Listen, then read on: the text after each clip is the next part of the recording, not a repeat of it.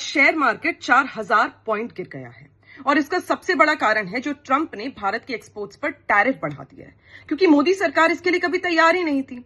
Actually में देखा जाए तो मोदी सरकार ना डिप्लोमेसी संभाल पा रही है और ना ही देश की अर्थव्यवस्था को संभाल पा रही है। हमें समझना पड़ेगा कि कितने लेवल्स पर देश का नुकसान होने वाला है, क्योंकि जो छोटे छोटे स्टार्टअप्स हैं, छोटे छोटे बिजनेस हैं, अब कंपनीज उसमें निवेश नहीं करेगी, क्योंकि लगातार जब मार्केट गिरता है तो लोगों का ट्रस्ट टूटने लगता है। जो एसआईपी है, म्यूचुअल फंड्स है, एजुकेशन फंड है, 25-26 सालों से लोग अपना रिटायरमेंट प्लान करके जो फंड इकट्ठा कर रहे हैं, उन्हें एक दिन में लाखों का नुकसान हो सकता है। उनकी जो मेहनत की, खून पसीने की कमाई है, वो डूब सकती है। लेकिन भारतीय जनता पार्टी की सरकार को सिर्फ भाषण देने में अपना टाइम लगाना है, देश के बारे में सोचना ही नहीं। देश की अर्थव्यवस्था मोदी सरकार के हिसाब से जाए भाड़ में। अब बात कर लेते हैं जो जॉब्स की है।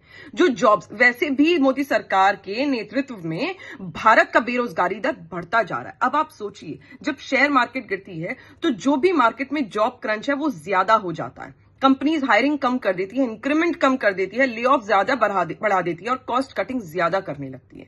तो लगातार जो लोग परेशानी झेल रहे हैं उसका भी दर अब बढ़ता जा रहा है और जो शेयर मार्केट पे ट्रस्ट है वो तो खत्म ही हो गया। लेकिन देश के प्रधानमंत्री नरेंद्र मोदी को भाषण देने में ज्यादा इंटरेस्ट है।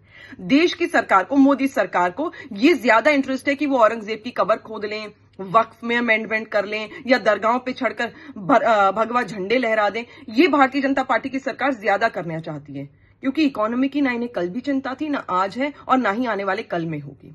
जो ब्रिटिशर्स के टाइम पे भारत का हाल था, वही हश्र ये भारत का कर देंगे। मोदी सरकार तो जल्द चली जाएगी, लेकिन भारतीयों के हाथ में एक ऐसा देश छोड़ जाएगी जिसकी ना ही अर्थव्यवस्था होगी, ना ही रोजगार होगा, ना ही सम्मान होगा, ना ही सुरक्षा होगी। और स्टार्ट फ्रॉम द स्क्रैच कहते हैं ना, यानी शुरू से भारतीयों को फिर से शुरुआत करनी पड़ेगी, एक जंग लड़नी पड़ेगी, एक अपने आप को फिर से उठाना पड़ेगा, वापस से सारी चीजें खुद ठीक करनी पड़ेगी, क्योंकि भारतीय जनता पार्टी की सरकार सिर्फ और सिर्फ देश का सौहार्द बिगाड़ने में लगी हुई है, पॉलराइज करने में लगी हुई है, हिंदू मुसलमान को बांटने में, वोट बैंक की राजनीति करने में लगी हुई है। भारत जो चाह रहा है कि अर्थव्यवस्था अच्छी हो, वो मोदी सरकार कभी ना कर पाएगी और ना ही आज तक कर पाई है। इसी कारण ये मुद्दों में हमें भटका रही है।